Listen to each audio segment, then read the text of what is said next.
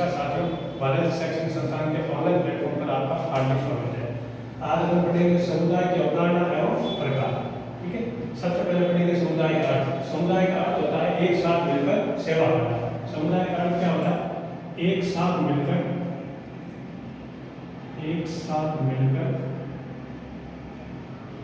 सेवा करना। समुदाय का अर्थ होता है एक साथ मिलकर सेवा करना।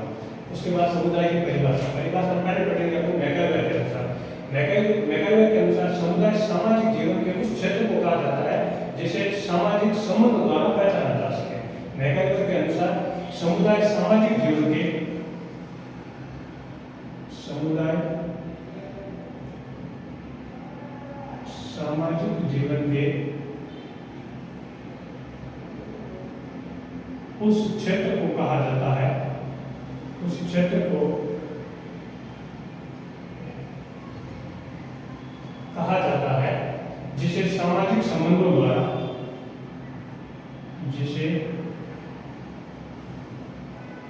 जिसे सामाजिक संबंधों द्वारा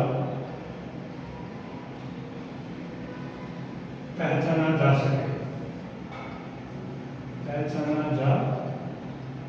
सके। ठीक है, मैकाइवर के अनुसार समुदाय सामाजिक जीवन के उस क्षेत्र को कहा जाता है जिसे सामाजिक संबंधों द्वारा पहचाना जा सके। दूसरा है ऑकमैन व निकोल्स के अनुसार समुदाय किसी सीमित क्षेत्र के भीतर सामाजिक जीवन का पूर्ण संगठन होता है। ऑकमैन व निकोल्स क्या कहते हैं? समुदाय किसी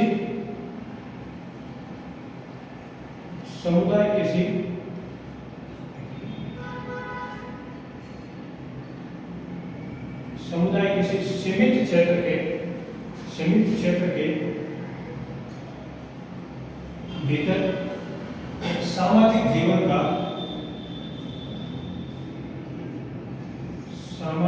जीवन का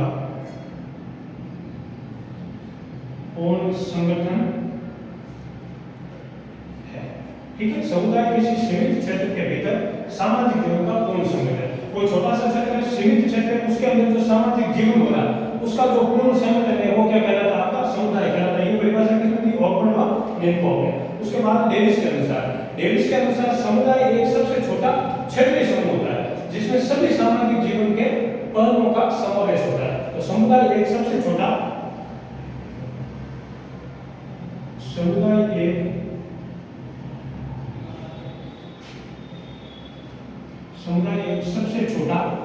क्षेत्रीय समूह है,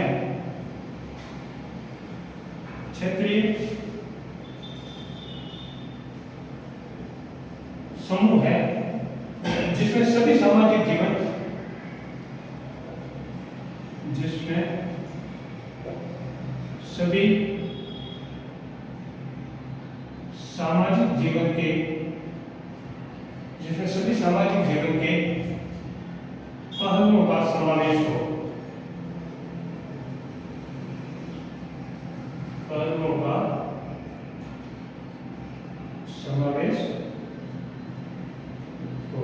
ठीक है, ये परिभाषा किसने दी? डेविस ने कहा समुदाय एक सबसे छोटा क्षेत्रीय समूह होता है, उसके अंदर जो भी सामाजिक जीवन में जो भी पहलू होते हैं उनका समावेश होता है। उसके बाद हम पढ़ेंगे समुदाय के प्रकार। समुदाय के दो प्रकार हैं। एक है ग्रामीण समुदाय। ठीक है, पहला है आपके ग्रामीण समुदाय। ठीक है, और दूसरा है आपका शहरी समुदाय, शहर के या नगरीय समुदाय।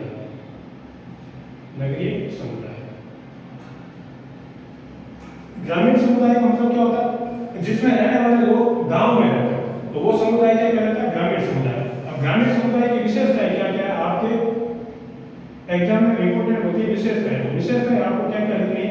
पहली विशेषता है कृषि व्यवसाय। ठीक है, कृषि व्यवसाय।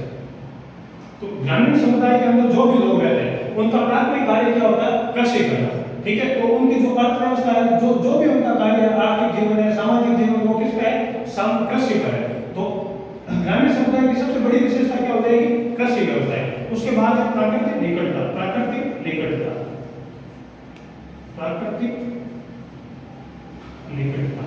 ठीक है, प्राकृतिक निकटता कैसे? भाई गांव में रह रहे हैं, खुली प्रकृति है, खुला पर्यावरण है, तो उनकी जो ग्रामीण समुदाय के अंदर लोग रहते हैं वो तीसरा है आपका संयुक्त परिवार। संयुक्त परिवार, संयुक्त परिवार किसे कहते हैं? जिसमें सदस्यों की संख्या 4 या 4 से अधिक हो, मतलब जो बड़ा परिवार होता है जिसमें एक साथ 4-5 परिवार मिलकर रहते हैं या 4-5 घरों का जो परिवार होता है एक साथ रहता है, वो कहलाता है अपना संयुक्त परिवार। तो ग्रामीण समुदाय की प्रमुख विशेषता क्या है? संयुक्त परिवार। गांव में आज भी आपको संयुक्त परिवार देखने को मिलते हैं, ठीक है। और नेक्स्ट है तो आपका जातिवाद। जातिवाद एवं धर्म की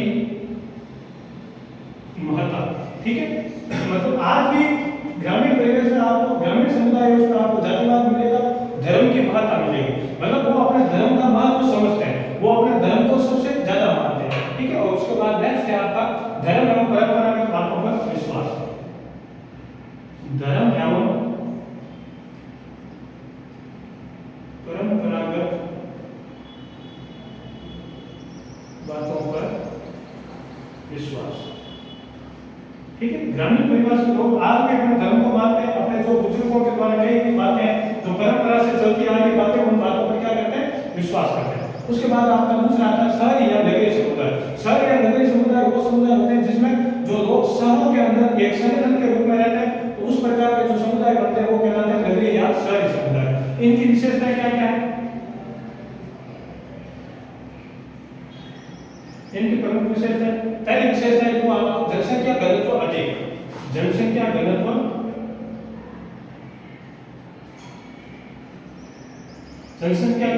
अधिक, मतलब रहने के लिए जगह तो कम है और जनसंख्या क्या है? ज्यादा है, तो अपना उनका घनत्व क्या हो गया? ज्यादा। अंधविश्वास में कमी, अंधविश्वास में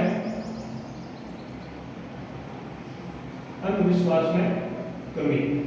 सारे लोग अंधविश्वास को नहीं मानते, ठीक है। फिर विभिन्न सांस्कृतिक केंद्र, विभिन्न सांस्कृतिक केंद्र, विभिन्न सांस्कृतिक केंद्र।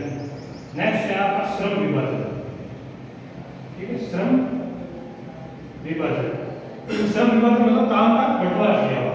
और लास्ट है आपका एकल परिवार। एकल परिवार, एकल परिवार का महत्व, ठीक है। तो सारे समुदाय में क्या क्या विशेषता होगी? एक जनसंख्या घनत्व अधिक होता है, अंधविश्वास में कमी होती है, विभिन्न सांस्कृतिक केंद्र होते हैं, श्रम विभाजन होता है और एकल परिवार की महत्ता होती है। इसी के साथ आज की क्लास यही समाप्त करते हैं। धन्यवाद।